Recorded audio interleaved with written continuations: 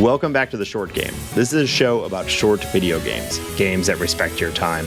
My name is Nate Heininger, and I am joined this week by two neatly organized co-hosts. Laura Nash. And Shane Kelly. And this week we are talking about A Little to the Left, a game that has been recommended to us a ton through the Discord and just outside of.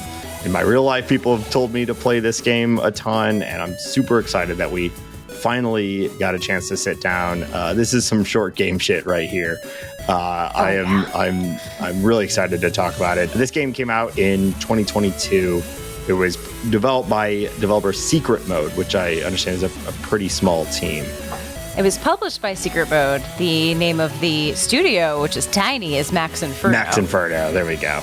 Got yeah. Notes all jumbled. Big name. Yeah. Max Inferno. That's a great three-person company. Yeah. Two people, and then they hired someone to do porting, which I highly recommend if you're a tiny studio. Don't do the porting yourself. Nice. It's expensive. Yeah. Well, I'm glad that they've ported it. They've ported it just about everywhere. You can play this thing on just about any console. In fact, I can't think of one that is not on this list right now. I played it on Steam on Mac. I tried it on Steam Deck to start the game. I was on an airplane trying to play it on Steam Deck, and there was a number of reasons that didn't really work out for me. Puzzle games on airplanes just not my.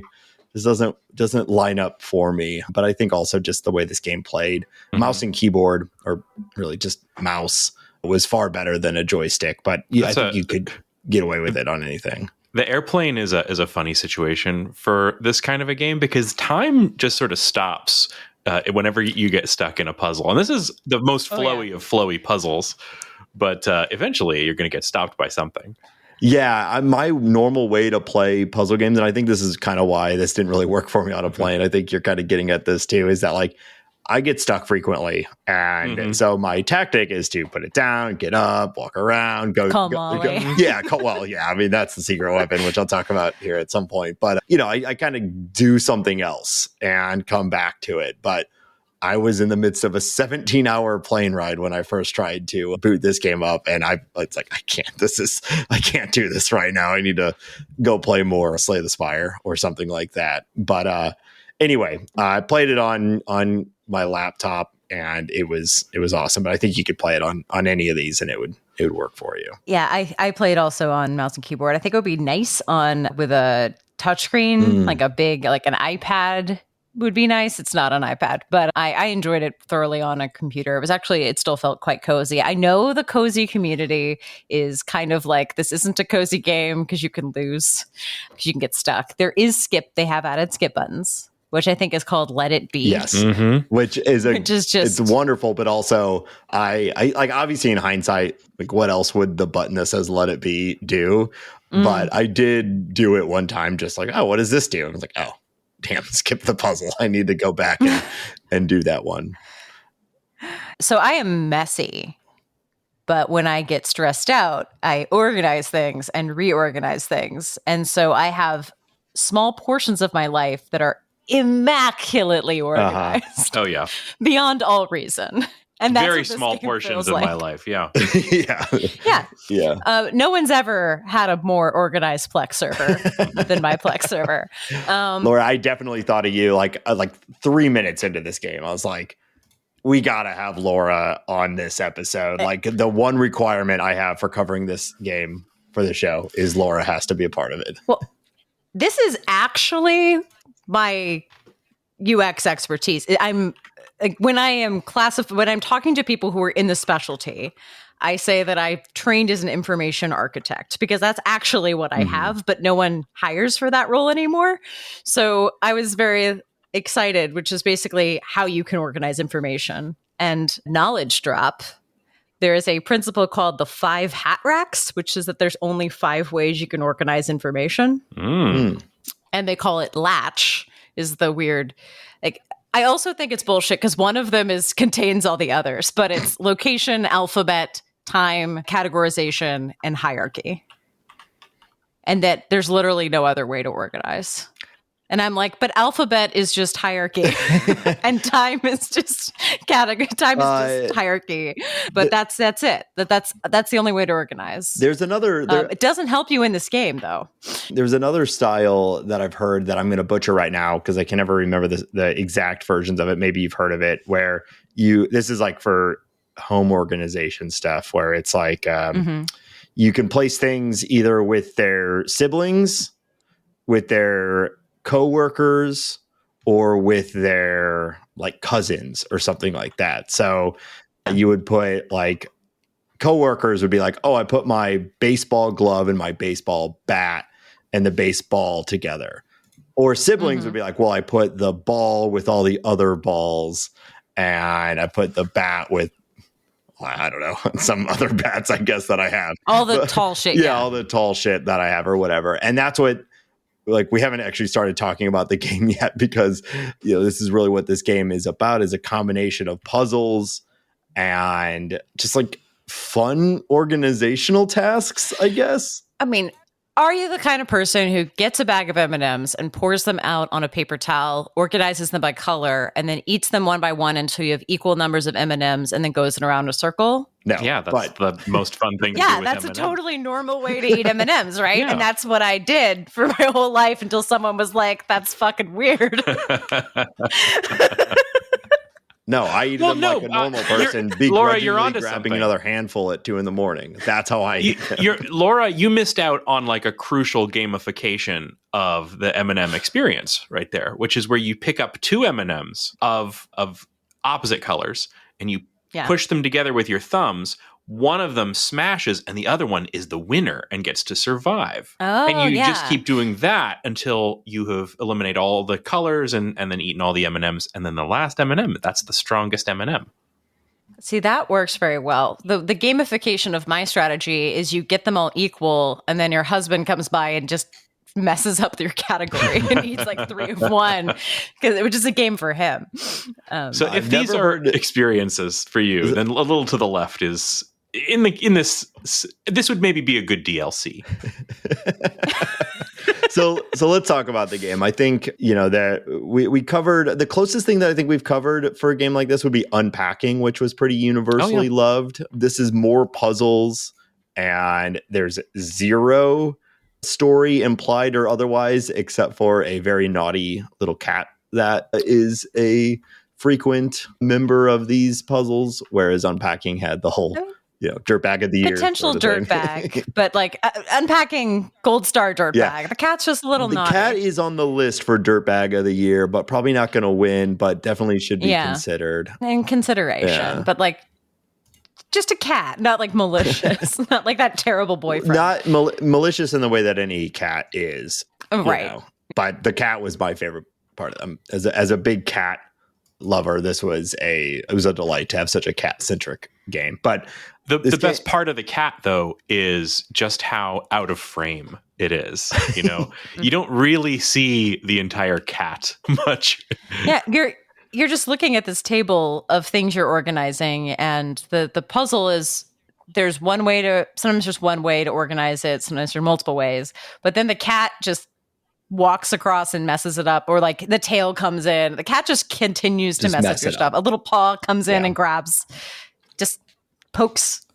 So the game is a series of single screen puzzles, just back to back to back. There's some chapter markers. There's some there's some chapter titles and little things like that. But for the most part, it is just back to back to back to back to back single screen puzzles.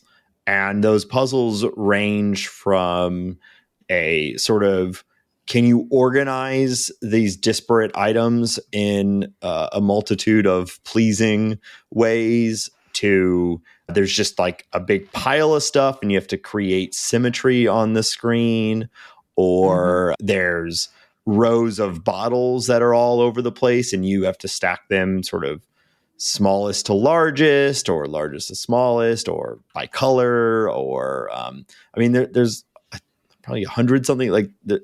I don't know. Laura, can you think of other examples of these sorts of puzzles that are There's a surprising variety. It didn't feel very repetitive for 5 rounds of, I think they said there are 100 plus puzzles in the group. But some of it is alignment puzzles of, can you rotate everything so it's in a pleasing alignment? Some are sorting puzzles. Some are figure out the trick, figure out the commonality. Like, I think some of the more fun one-offs were storytelling puzzles where things were flowing from one object to the next. I will not spoil that because those are all delightful, but like little stories told as you can move around images or things in frames.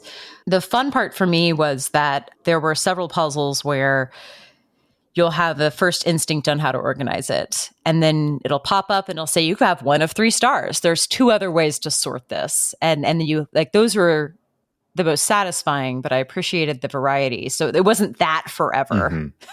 It wasn't sort this 3 different ways forever. Sometimes it was just a pile of cans. Yeah. And you have to figure out why the cans aren't ringing a little bell and telling you're smart. Yeah. One of my favorite ones, you just have it's a wall of tool pegs. You know, you think of like someone's tool, like their garage or whatever. They have a huge cork board and there's just like 100 pegs on it, and just scattered along the bottom of the screen are a ton of tools from like a level that is a vertical level that is the full length of the entire screen, top to bottom, to like a saw, to a bunch of little screwdrivers and like a roll of tape and little packets of screws and nails and things like that. Like, just stuff you'd expect to find on a wall of tools, and they're all just there in a big heap on the bottom of the screen, and they all have like obviously a way to hang, but they are like ragdoll items. You know, you can kind of, you think of a hammer, and you could hang it just by its little claw, or you could hang it just by the front, or you might find 2 perfectly spaced pegs where the handle slots down and it's hanging there perfectly vertical. And so it's not this sort of thing where like, oh, clearly there's a hammer shaped hole, the hammer goes there. It's like there's just, you could put it on any peg, but there is a true solution where everything incredibly satisfyingly fits exactly right onto this screen, where like the curve of the back of that hammer lines up with sort of the curve of the handle of something else, and it all just fits perfectly. And this is a sort of game where like every puzzle solution feels like something that you want to print out and put in a frame and just like have on your wall. It just looks so nice. It's so satisfying. And I think that puzzle for me stood out because it was a epitome of fairness in that none of the pegs were extraneous. So if you hung something and it blocked nail heads, you knew the game, like that was not the answer. Like this game was fair. It wasn't giving you extra information. There was a perfect solution and it wanted you to find it. It wasn't going to make it easy, but it was going to be fair about it. There were not pegs you didn't use. All the information's on the task. That's what like the game's a good blend of these puzzles where some of it is like real puzzle solving. You talked about sort of the like storytelling on screen. You have to arrange things in a way. You have to like really think through it and try to figure out like what the trick is or what the gimmick is. And that can be really satisfying. And I like puzzles like that. But I also really liked this wall hanging puzzle. And there's a lot of different versions of this where it's not necessarily like, you can kind of brute force it if you want, but it's not necessarily like puzzle. So, like, well, actually it's more like a puzzle in the traditional sense where it's like a jigsaw puzzle and you're thinking about like how these pieces slot into each other exactly right. And it's not necessarily like I have to solve it. I have to figure it out. I have to like get the trick. I just got to spend time with it and try different arrangements and figure out like, well, this thing is as long as the screen is, so it must start at the top. So it's got to be one of the, and you sort of like start filling them in and hey, does the working your way term knolling, like, do you remember that as either an internet trend or an art thing? The pictures of the perfectly arranged objects. Is that what that was? That's exactly what that was. So it was a trend on like Instagram for a while, just some years ago, but it was originally an art thing. Or like a design thing, I guess, photography from like like furniture design. We did it for a booth, for a booth advertisement. I remember we were doing like a bunch of things, and then like you was perfectly in the middle. It was you'd have these like photo spreads of objects that were all placed at perfectly right angles or parallel from each other, and like over a whole surface. And I mean, a lot of the puzzles here really reminded me of that visually. The style. I don't know if we've talked too much about the art, but it's just like very flat, but in many cases doing some interesting parallax things on these, like, very hand drawn looking illustratory pastel objects. Yeah, they've got almost like a paper texture applied lightly to it, so it doesn't feel. It is incredibly very soft, fill, but soft. That's a great word for it. I think the palette is pastel, but not like baby room pastel. It feels like a more sophisticated pastel palette. It feels very 2020s, quite frankly. Extremely. It feels very of our time. I think it's quite adorable. All of the objects are realistic, but illustrated. They feel tactile. I liked picking up things. I liked messing up good stuff. Sounds for a lot of these things. And in fact, there are a lot of sound-based clues I noticed. You can kind of hear when something's snapping into just the right spot. And some of them, it actually has a sort of like a reward indicator via sound of like a little ding, like you have found the ideal location for this. Ding, that's the spot. Which is very satisfying because a lot of times you're sort of clicking and dragging these things around and you're trying to kind of suss out like, all right, what am I solving here? Where am I going to put this? A little to the left. Yeah, a little, which also I love the name. The title. Yeah. And then you slide it just a little to the left and you get a little ding and you're like, hell yeah. Okay. Now we've got something working here. And what also is working here? We got a fourth host with us now. We got the full gang. It's been a little while coming in mid-episode. Yeah. Raygan. We should have had some like Stone Cold Steve Austin music start playing in the background or something because Raygan has joined us. Raygan, how are you? I'm doing all right. I don't usually do if I can't be on an episode, I don't usually join midway, but this is just how it worked out. Bedtime was awkward tonight. Kids are all right. They're finally asleep. I have no idea what y'all have talked about, so I'll be listening for a bit. I will just quickly say, this was a weird one for me. I think this is a perfect Laura game, and I didn't really enjoy it very much myself at all. Loved this game. Nate loved this game. Which I'm not normally coming in hot right in the middle of the podcast. I know. Raygan. This has been all guys. I'm late and I hated it. Yeah, this has all been positive vibes. We've been gushing about this game, Raygan. So I'm gonna have to ask you to close that window and go back to bed. Okay? Bye, guys. Raygan, I'm going to need you to close that window about 3/4 of the way so that the soda can fits perfectly underneath it, leaving room for all 3 books stacked up. All 3 books and then a cat's paw. Yeah. You're talking about the tactility of it. This game did feel really nice to play. It did make me wish it was on iPad. You said that earlier. I think that is one of the, on mobile is one of the only things it's not on, because it did make me think about that tactility. We did the Room games forever ago. Remember that? Yeah. And, the thing that always I remember. Yeah, the thing that always stuck with me from those Room games was that really gorgeous sound design and that feeling of just slightly jiggling something or moving it just a little to the left and sort of cracking that puzzle.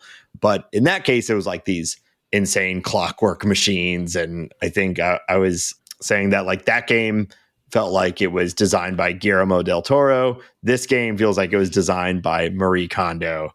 And so it kind of depends on what your vibe is. Yeah, that tactility really stood out to me.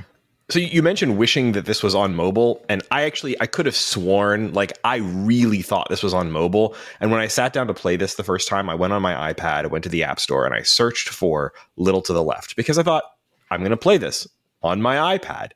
And it's not on there, but you wouldn't know it by the search results. There are like 6 really blatant clones of this game that come up if you search for Little to the Left, including one that is just called A Little to the Left, and then another one called A Little to the Left Puzzles. That they have screenshots that look very similar. The one that's called A Little to the Left Puzzles uses the same logo, like it's a complete ripoff of the logo. Yeah, R.I.P. to the App Store, who've completely abandoned moderation. Yeah. No. Come on. They're doing That's a no mess. work here. And I mean, I don't know like what would be required for these devs to like go in there and clean it up. But like if you don't have an app in the App Store, if your game isn't in the App Store, like how do you even police? It's incredibly hard as someone who worked for Game Club. It's incredibly hard to get clones off the App Store. They have a very long appeals process. And if Apple hates your game, it's gone instantaneously. Yeah. But if you are someone who's dealing with clones, it's almost impossible. Yeah. And this is blatant. Like these are literally named the same thing and have the same logo and have screenshots that look very similar. And honestly, this game was big with streamers, and I think it probably has a very young audience. And so there's probably a lot of kids out there who have just straight up bought these clones. And so what's Apple going to do? Delete this like lame puzzle game from a kid's iPad? Like, come on. Like I say do it. It creates this horror. Yeah. Yes, they should have good taste and artistic integrity on those iPads. But no, it's seriously, like, it really sucks that there's that level of predatory like cloning going on. Yeah, this game is a pretty big success, but it is made by a very small team, as we were talking about it earlier. So I'm sure they know. Yeah. I just imagine. And the publisher may or may not have capacity to do it, but it's probably like promote the DLC or get rid of clones. And yeah, which there are 2 hard. DLCs for this game. I have not cracked any of them open, but I do intend to. Laura, I know you've essentially 100% of this game already. Have you started digging into the DLC yet? it was declared that we will be playing the DLC, but it was like, do we save it for like our Chicago trip? Like, and I think the determination was we need this game to calm ourselves down over Christmas. There you go. That's brilliant. So the DLC will be purchased to keep our patience and cool over the Christmas holidays. That's saving it for then. I cannot wait to play both of them. I think we will desperately need to do something we can finish. Pray for us. That's smart. I have not. Molly and I finished it, but we have not done. As you mentioned before, a lot of the puzzles are just single solution, but a lot of them also have upwards of, I think, 3, maybe 4 solutions. I don't remember any 4, but there are definitely 3. Plenty of 3. Yeah. Mm-hmm. So even that said, though, we've talked about over 100 puzzles, multiple solutions. I think we finished this game in just a couple hours. It's big time. Your mileage may vary, though, of course, as it is puzzles. And I'm not the best at these, but Molly is. So we just sort of flew through it. I imagine, Laura, you had a similar experience. But either way, even if you're slower, like every puzzle is, some of them, most of them are a minute to, whatever, but they're all single screen. Everything you need is on the page right in front of you. I think How Long to Beat had this game at like 3 hours or so. 3.5, but completionist is listed as 9. And I'm like, what are you completing? Well, it's got to be all the multiple in like some of when you can do 3 solutions, sometimes that third solution might be a little abstract. I think it took like maybe 3 hours for the group. I also was playing this as I was getting sick. So it was a fun mental challenge of like, I think there was this was a game that Justin kept leaning over and being like, "Oh, I want to play," and I was like, "No, go away. I want to figure out all 3 versions myself." It is kind of fun to play with someone though. To be able to like pitch, like, well, hey, try organizing it this way, or just there's so much. You said this game is how your brain works, and I think that is a lot about what this game is like, does your brain work in this way? How do you, when you look at a pile of 9 rocks and they're all these different colors, what do you look at first? Are you the type who's going to look at like the shape of the rock, or are you looking at the colors and how they blend together? Are you looking at the size? Are you looking at the space that they're going to go in? Like all of this stuff probably matters because it's either part of the solution or part of the multiple solutions, but how you get to it, I imagine is a pretty different experience for most people. Side note, I have met one person in real life who organizes their books by rainbow color, which I thought was the sign that you're a serial killer or an influencer or don't read. And I was incredibly judgy and I went to that person's house and was like, "Oh, your books are arranged by color." I hope I sounded nicer. And they said, for me, it helps with discoverability because I never know what something's going to be next to. So, and I was like, how do you remember where your book is? Like they were doing it and like, I'll kind of remember it's a blue book, and then I'll be like, oh, all of these nonsense books. I was like, that also happens with alphabetical order. Yeah. I keep them all in order, ascending page count. Oh, yeah. So I just have one shelf that's crushed under all my coffee table books, and then one little shelf of pamphlets. Love that for you. I keep them all on the floor in piles. And that's why I didn't do well at this game. No, my books are slightly better organized than that. But yeah, I think partly playing this game, like every time a puzzle would come up, like, the books are a perfect example. Like I looked at the shelf of books and it comes up and the books are in sort of a random order of different heights and designs and whatever. And I'm like, looks good as is. Done. And, they looked great. They looked great on the shelf. They were already, in my opinion, fine. And so I just did not feel a compulsion to organize them. And I especially did not feel a compulsion to organize them multiple different ways. So I think that's ultimately where this game sort of fell down for me. Like, I agree with what you're saying. It's very tactile. And there is, it's pleasingly done. I just couldn't be bothered is the problem. Yeah, I had that with a few of them. There were a few where I was like, I got to do this again. Or there were a few where it felt like once we figured it out, it's like, it kind of felt like a luck thing. There was this one with bottles and how they like when it's all said and done, they all kind of like slot perfectly into each other, and it looks really nice when it's done. Like the final image is really beautiful, but like getting to that, like it just never clicked for either of us, and it felt like we had to like brute force the puzzle. And then there was a couple that start to repeat near the end of like creating a symmetrical image on the screen that like when it's all said and done, it looks really nice, but just the act of like dragging everything and making sure it's perfectly symmetrical and it needs to be a little to the left and it's a little finicky, like those were not particularly appealing to me. But that's where it worked for me playing it with someone else too, who like some of the puzzles that like I thought were really interesting or challenging, she didn't, and vice versa. So I think anytime you have like 100+ puzzles back to back to back, it's just straight, shotgun spray of puzzles at you. There, some of them are going to hit and some of them are going to miss. But I wonder too, just like state of mind, like this is a game about organizing and sort of just like feeling calm and taking your time with like little finicky things. And I don't know, I don't feel like you missed it earlier on the episode, Raygan, but like I tried to play this game on an airplane and I was like, this is horrible. Like I cannot play this game right now, but sitting at home on the couch, it was very nice. Like it all just sort of clicked for me. So I think there's a little bit of like set and setting and just like mood on whether this game is going to sit well with you. Mm-hmm. Yeah. I mean, I also like, you talk about the books being fine. Like for me, it's if the spines aren't straight, if one's sticking out, I'm like, that's a portal to another world. Like that book is meant to be pulled out and read. Like it is out for a reason. So there's some quote. I think it's from Cavalier and Clay. I think it might be on my defunct Facebook profile about like the satisfaction of like when you push a spine into order. And again, I am incredibly messy, but there are places of order in my life that I'm very finicky about, because those are the only places that like everything can be a mess.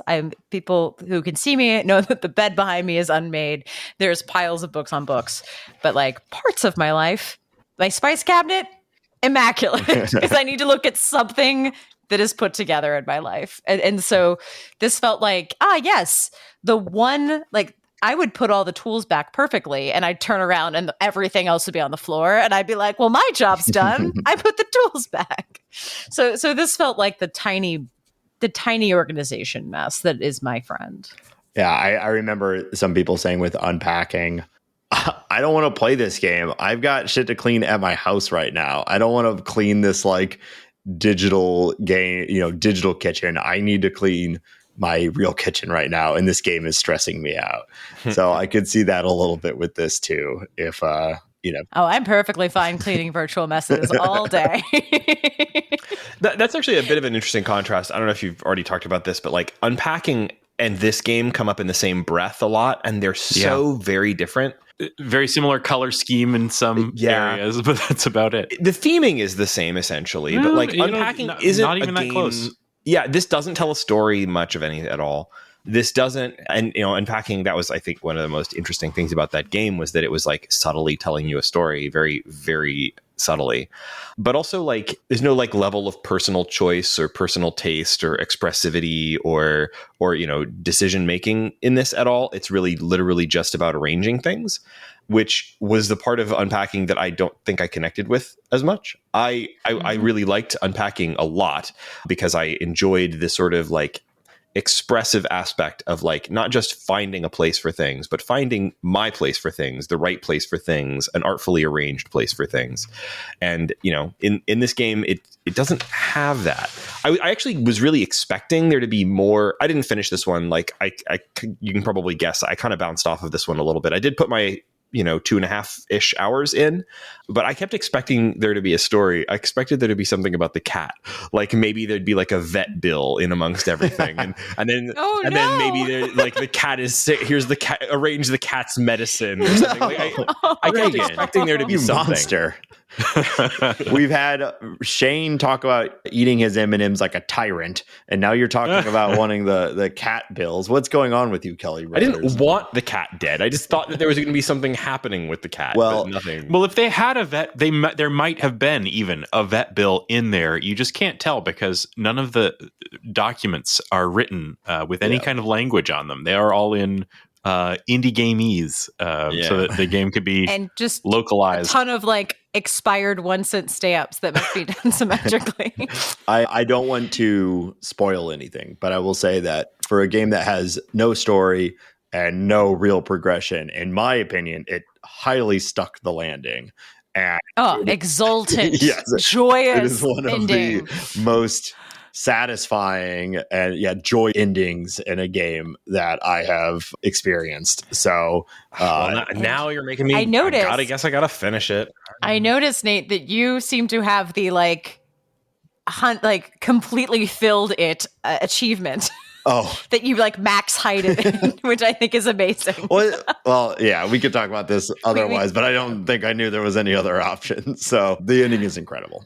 But yeah, I don't know. I mean, obviously your mileage may vary on this game. Watch the trailer and you're going to know if you're going to like this game or not. I really think it's exactly what it's on the 10. Mm-hmm. If you watch it and are like, this feels satisfying. Yes, you're going to love it. If you're watching it and are like, those books feel fine, you're going to be frustrated. Why would I spend my time organizing a virtual tool shelf? I get it. There's more engaging games out there that might be more worth your time. But and for the rest of us, instead of cleaning our apartments, we're going to buy the DLC. Yeah. Nice. I think in a lot of ways, this is kind of like what I want from a puzzle game. Just like put it all in front of me and make it delightful, and like I'll get through it at my own pace. So I like this was exactly my speed when it comes to these sorts of things. Well, I'm glad this one is so readily available to folks. In case it wasn't mentioned earlier, this is on Game Pass for both PC and Xbox, which is a nice thing to have if you have an Xbox Game Pass subscription. I played the PC version of this, which is nice. It's got I think this works well on a mouse and keyboard, but I feel like they've refined the gamepad control options as well. This seems like it'll work anywhere. And it'll pretty much run on anything. It's a potato game. It'll run on a TI-83 calculator if you can, somehow get it installed on there. But definitely not on an iPad because that is not. Let's see. And I think it's like a $15-ish game if you go and buy it on Steam or something. I think. Yeah, on sale too. Mm-hmm. Looks like, looking at the clock, as I expected, this being a relatively lightweight game, we've got a little bit of time here at the end. Since we've got all four of us here, amazingly, do we have some time for what's making us happy this week? Just a bit. Laura, what's making you happy this week? You notice, by the way, that I came in super late and I've already fallen into like show running. Let me end the segment. Let me throw to No, it's fine, Raygan. Go on. Margin in here. Let me take over. Laura, what's making you happy this week? Well, I've been reading a lot. I realized I was somehow over my Goodreads goal for the year. I guess it's been one of those years for me, Laura, you mentioned what your Goodreads goal was. I think it was on a couple of episodes ago, and I was just flabbergasted. How many books have you read so far this year, Laura? I'm 55. Yep. That's more than me. I was like proud to have hit my goal of 20 already this year. I'll say about 5 of those are the novellas in the Murderbot series. So they don't I'm still going to hit the goal for the year, but the novellas definitely helped with the page count. Those whip. I love those books so much. I'm glad you got to read them, and I am so excited about the show. I read them on the beach, yes. Perfect. But I'm specifically calling out William Goldman, who's the screenwriter who wrote, most famous for Butch Cassidy and the Sundance Kid. He also wrote The Princess Bride and All the President's Men. He's got some heavy hitters, but he's also written 2 books. One I read a while back on adventures in the screen trade, and then he has the next one called Which Lie Did I Tell? More Adventures in the Screen Trade.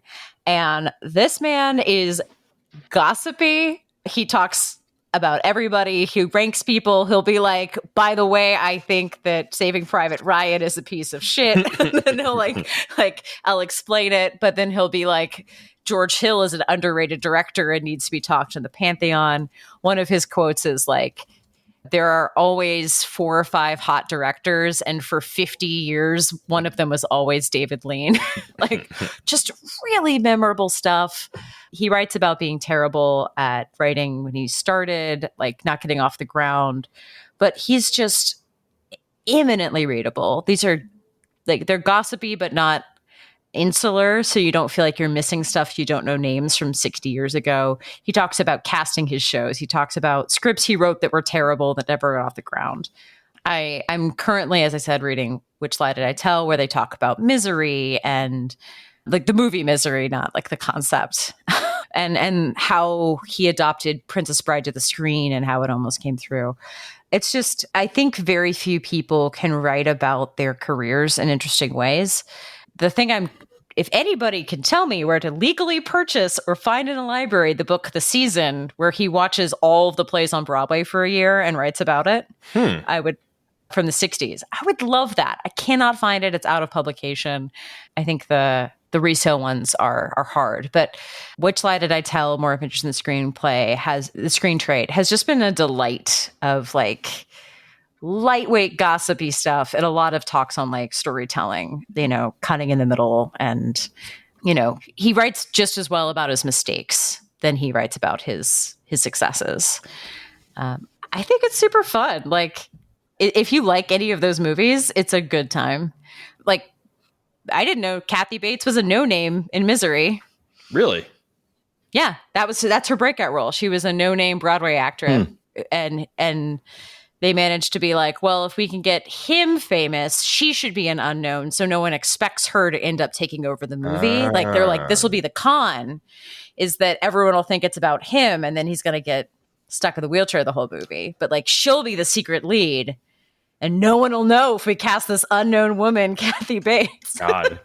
Imagine. And it's just delightful to hear that, right? Yeah. Absolutely. I mean, eye for talent. Like she takes over the movie and then took over every other movie she's ever been in for the rest of her career. And then the world. Yeah. 100%. And it's that kind of stuff for pages and pages and pages. So if that's not an interesting pick, it's funny that you mentioned that because I've loved A Princess Bride for years, but I've never read the book. And so I finally recently picked up a print copy of it, like literally a couple of like maybe 3 or 4 weeks ago, because I've tried to read it a couple of times, but I tried to read it as an ebook and it isn't well suited to being an ebook because it has that sort of strange structure. It has a lot of things like marginalia and stuff, and that just doesn't adapt super well to being an ebook. Having it as a print book is better.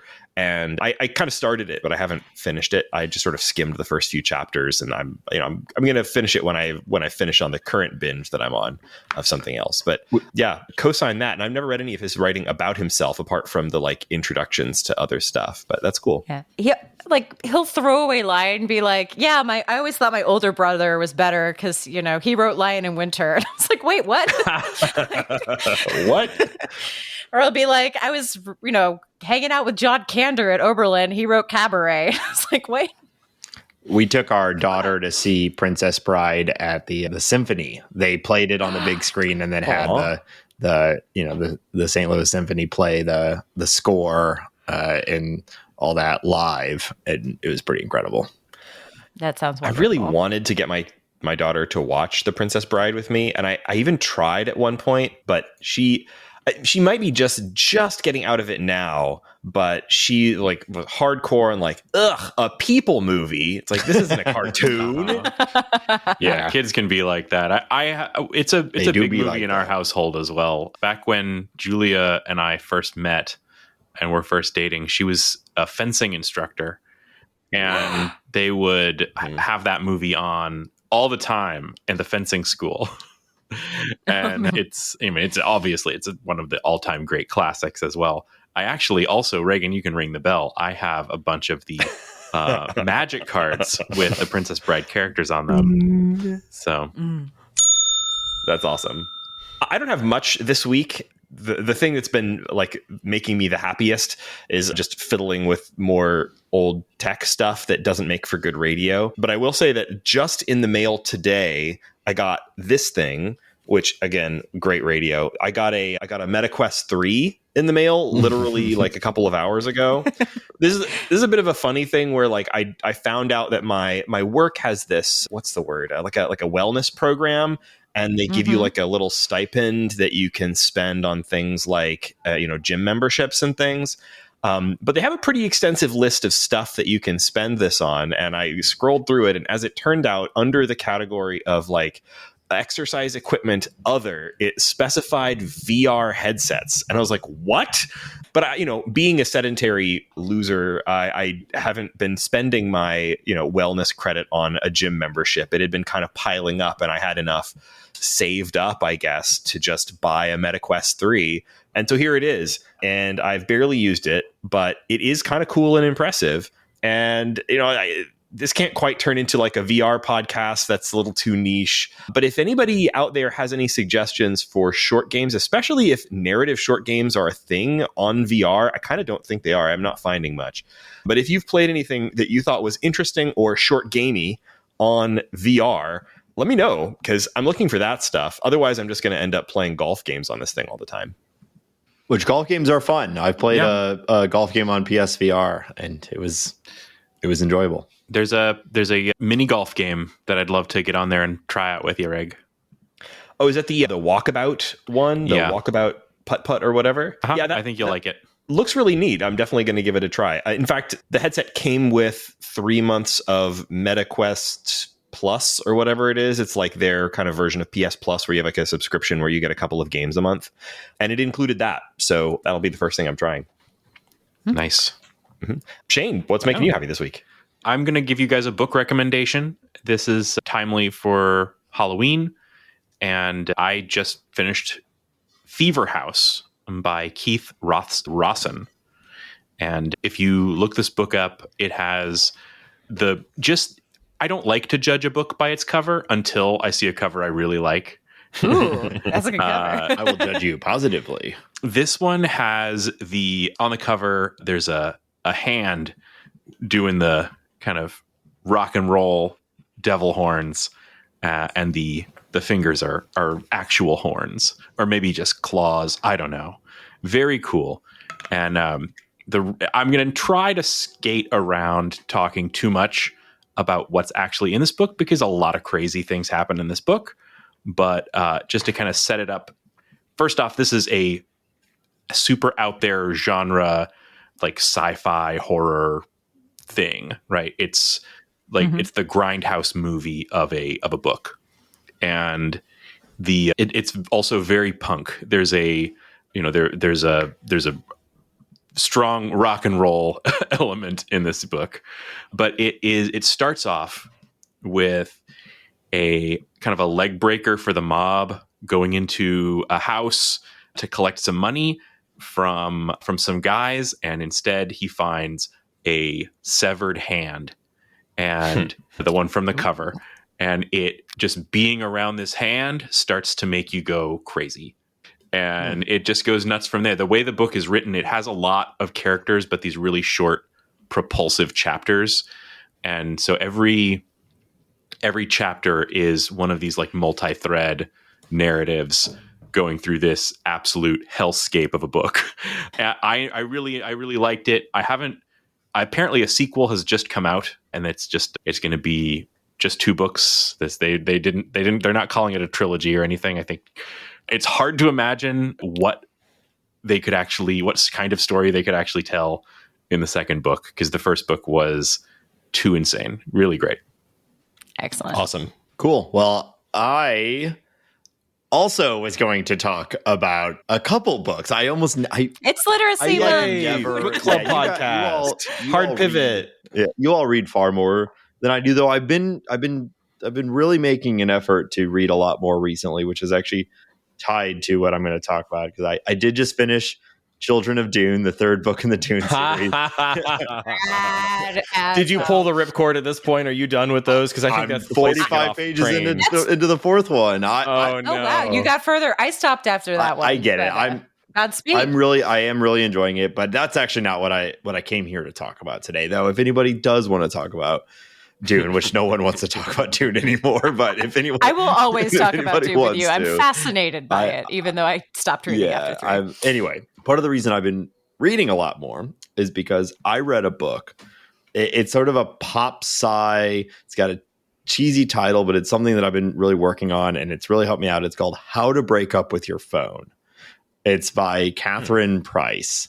It is a 30-day step-by-step process on her recommendations on how to break away from like your phone addiction, which I don't want to speak for anyone else here, but I think probably most everyone suffers from to some degree, but I certainly have. And for a long time, I'm like, well, I don't care. I like staying plugged in and I do podcasts and all that. But, I definitely there's a lot of the science in there around what it does to your attention span and your ability to focus and your long-term and short-term memory and all of that. It's like, okay, I think I need to make a legitimate change in my life with the amount of time that I'm just sitting, staring at my phone. And this book just does a really good job of putting the science in a really easily digestible way that makes you feel like trash and want to quit your phone. And also the step-by-step guide that it gives has been pretty helpful. It's just sort of like a set of things to do where it's not really, I just follow the guide and don't really, don't have to think about it. So it'll be like day 4, delete all your social media apps. Day 5, reorganize your phone to make it less appealing, just little things like that. Ultimately, buy an alarm clock. If the first thing you touch in the morning, if the first thing you touch in your day is your phone and the last thing you touch in the day is your phone, you're really setting yourself up for failure there. And so I don't want to tell anyone how to live their life, but it's been very nice for me. Just like leaving it behind, trying to live way more of a life without my phone on me. So, fun story about the first thing you touch in the morning being your phone. I was on a cruise ship with my in-laws, and we went to the like weird nightly entertainment where it's like a Newlywed Game style thing, and they're all supposed to be kind of vaguely dirty.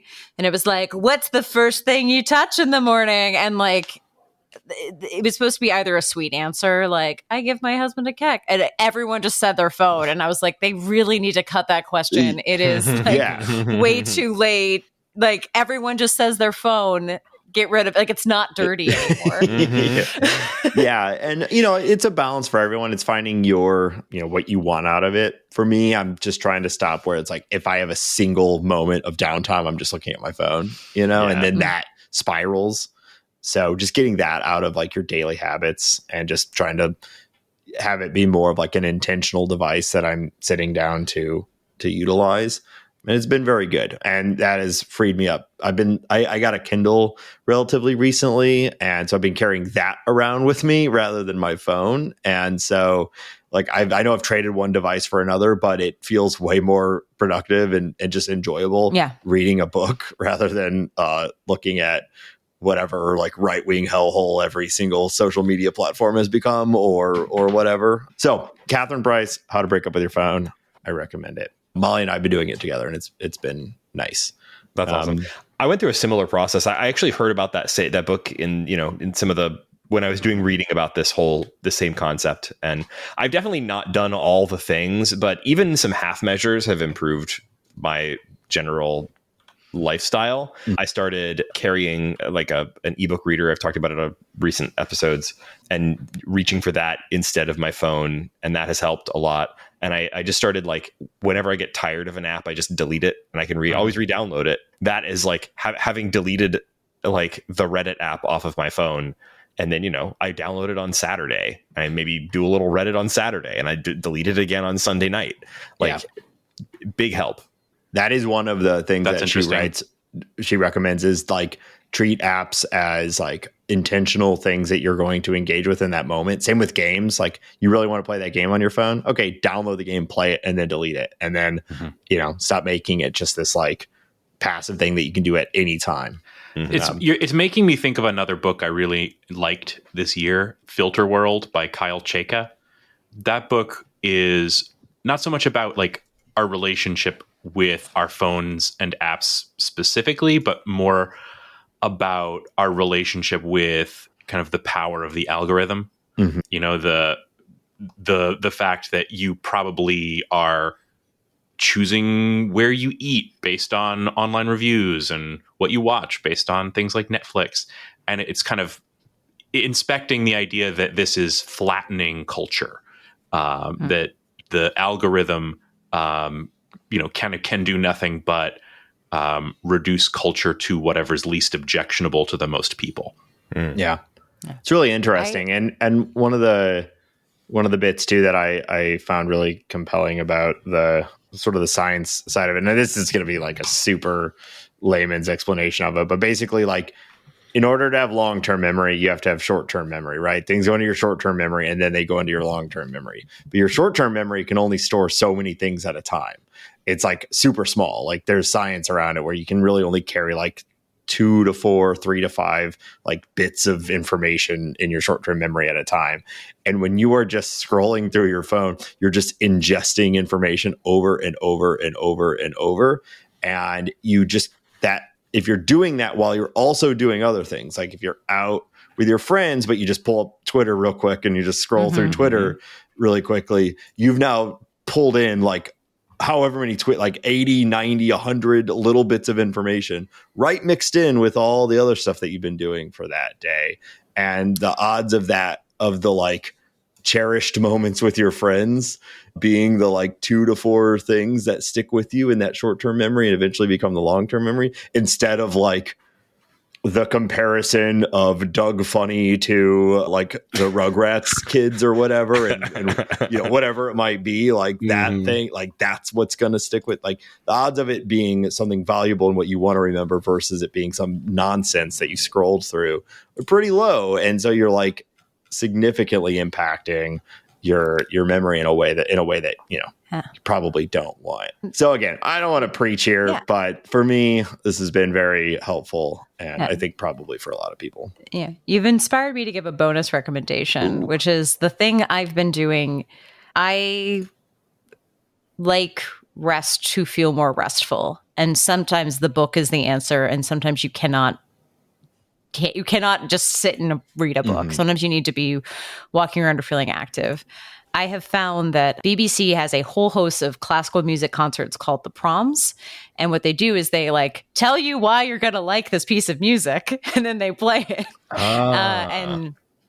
And if you can find methods, there's some YouTube, there's some other methods to download the concert. You can watch people play instruments, which helps you focus on it. But even just the classical music recordings from Radio 3 have been really nice, because they'll be like, their goal is to make classical music accessible, and it's very high quality, but they're going to be like, hi, they've done fantasy music concerts of like, they'll do a Lord of the Rings medley and some Game of Thrones music, but they'll also do In the Hall of the Mountain King by Peter Grieg. They're like, these are all in conversation with each other.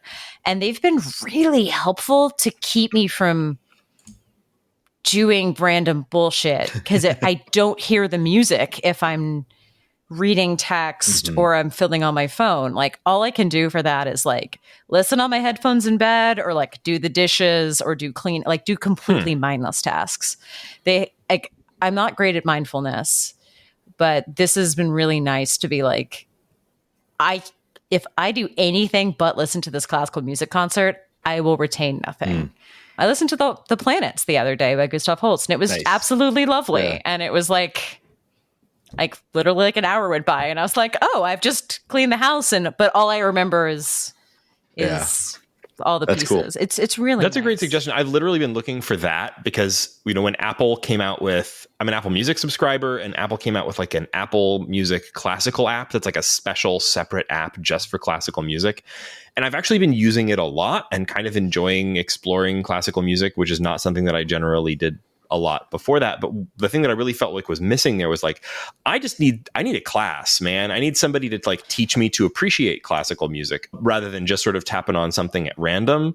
And maybe that's like, that doesn't quite exist in Apple Music Classical. And I've been looking for other sources for that. So I'll say the easiest rock besides a fantasy music one is there's a like directing like American Greats. And it's like, they're all good. There's Rhapsody in Blue. There's like Appalachian Spring. Like it's going to be stuff like you're going to know every other piece, and you're not going to know half of them, including one Wynton Marsalis piece called Hallelujah that was incredible. And I cannot find it because it's not on Spotify. And I was like, well, I guess I'll have to be me in this YouTube clip forever.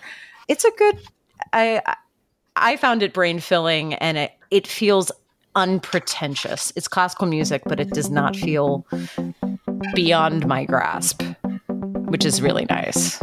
That's cool. Yeah, well, sounds great. Thank you so much for joining us on this episode of The Short Game. We've been your hosts. Wait, hang on. I'm out of practice all of a sudden. You can find everything about the show on shortgame.fm. That's the website with all the links and buttons. It's got links to our show on all the various different podcast platforms. It's got a link to our Patreon. This show is supported by our patrons on Patreon. Thank you so much to all the patrons. You guys are amazing, especially those of you who've joined us on our Discord, which is a great community. If you'd like to join our Discord, all of our patrons get instantly ushered into the Discord past the velvet rope and whatnot. So please join us there. It's a good hang. And we're currently talking a lot about IFComp as well as UFO 50 and, various other topics as well. So expect some more of that in upcoming episodes. By the way, if you haven't checked the schedule, it's October and the comp ends October 15th. So keep an eye on your calendar. And if you're trying to get up to that 5 games rated or judged or whatever, maybe double check and make sure that you have. Now is a great time to continue playing some IF Comp games. We'll probably be returning back to it at least once before the end of the show, or the comp. Let's see. Patreon. You can find, and everything else, including all our socials, are on shortgame.fm. I won't bore you. I've been Raygan Kelly. Nate Heininger. Barnash. And Shane Kelly. And thank you once again for joining us on this episode of The Short Game.